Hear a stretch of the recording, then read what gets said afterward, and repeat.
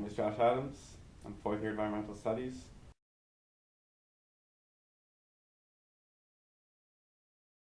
You ever hear the term sheeple? Yes.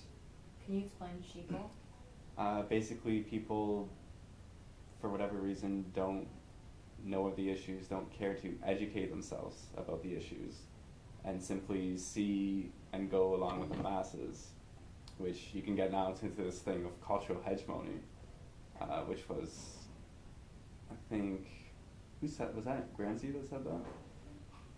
But anyways, it was just like the people who like dictate where society goes are the rich, the powerful, and then they dictate their lifestyles, and then everyone else wants to follow that lifestyle.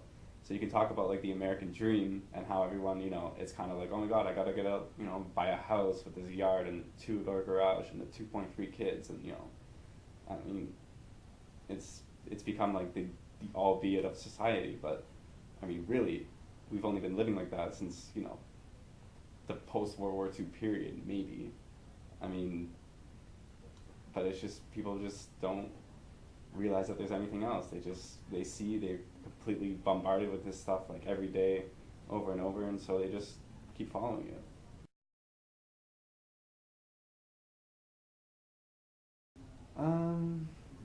Well, I mean, obviously, I've been subjected to as much, of this propaganda, this advertisement as anyone else has. I mean, we're all in the same boat. We all go to the same school. We're all being taught the same material. I try my best to keep away from it as much as I can, but obviously, I'm sure it has influenced me.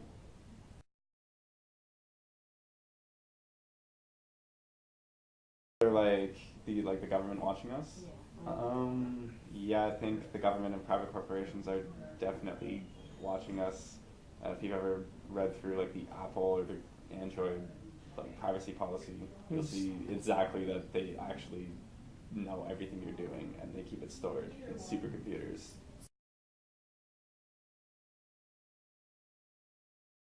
I actually use an old school phone, right? Right? But like, why do I use a phone? I mean, you've come to this part, like you basically can't function in society anymore without a phone. I mean, which is sad, really, when you think about it. Why? Just like technology has only been around for 15, 20 years, and all of a sudden we're so dependent on it that like if you don't have a phone, people like cry when they can't charge their phone during the day.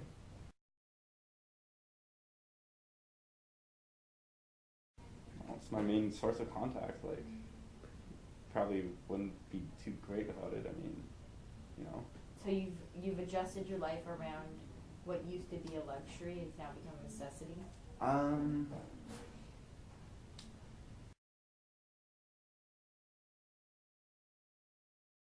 Yeah, necessity. Like, it's not like necessity. It's not like you're gonna die without your phone or anything. But it's just you're gonna have a more difficult time.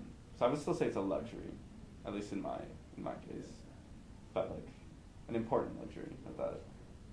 I think many people are already there, and I think it's only gonna get worse as we continue.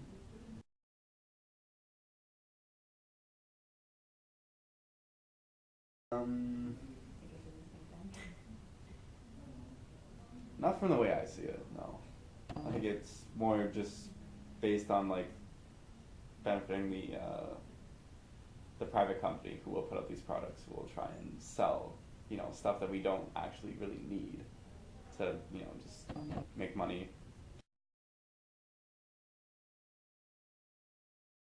Like maybe you want to go to like Dundas Square or something, which is a public space, Okay, yeah. but you want to use it for something like, say you want to start playing like a hockey game or something, but you might get told, don't play hockey here, which is it's a public space. So how do you define what uses for that space are actually appropriate versus which ones aren't?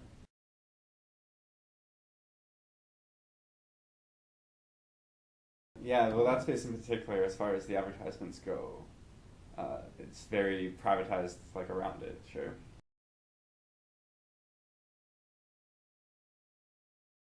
I would say it's a mix between the two.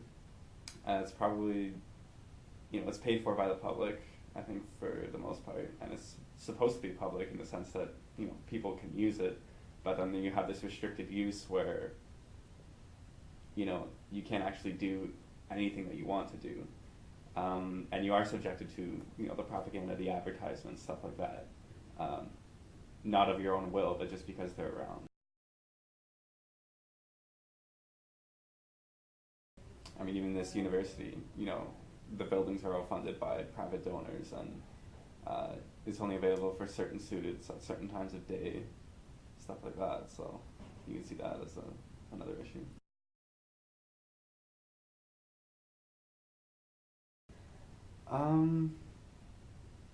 Well, I mean, it's kind of like a, you know, if it's right or wrong, I'm not really sure. I mean, it's good that they get money that maybe they wouldn't have necessarily. Maybe the school can provide them with enough money to get the services that they need. So I think we do need more private donors in education because the public sector has not been able to keep up with, you know, paying for everything that we need. At the same time, there is definitely issues of, you know, they kind of guide what, you know, we study and to what degree, which can be pretty, you know, scary if you think about it.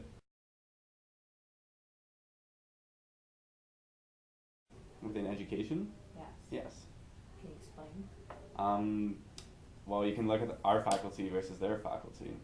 And this is, you know, I'm not saying like this is factual or whatever, but I know some people who go to Schulich and you talk to them and they're just so not aware of like the larger issues behind what's happening with, you know, the economy. And I have a friend who's going into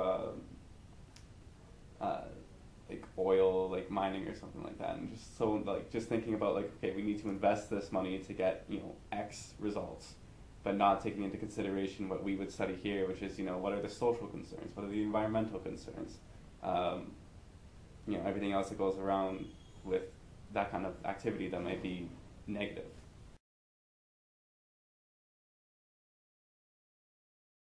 You only know what is available to you. You only know what, you know, you're being taught in class, and that's your sphere. You know, so I would say it's not really his fault, you know, but they don't really teach that other aspect there because it's more, we're not going to worry about that because, you know, there's other people studying that, so we'll just focus on trying to get, you know, the right amount of investment, the right technology to get this, you know, this process going.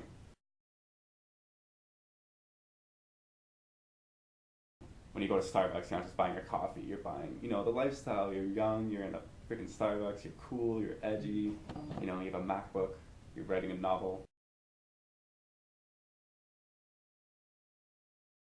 Well, yeah, because I mean, you want to be that guy on the commercial. You want to be, you know, part of the group. You want to engage and get involved. So you're going to go out and buy these things because you think that that's, you know, that that's going to define your life. That's going to further define your life through possessions.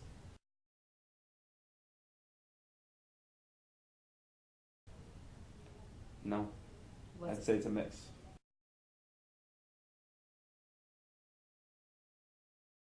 Ooh, that's a good question. Um,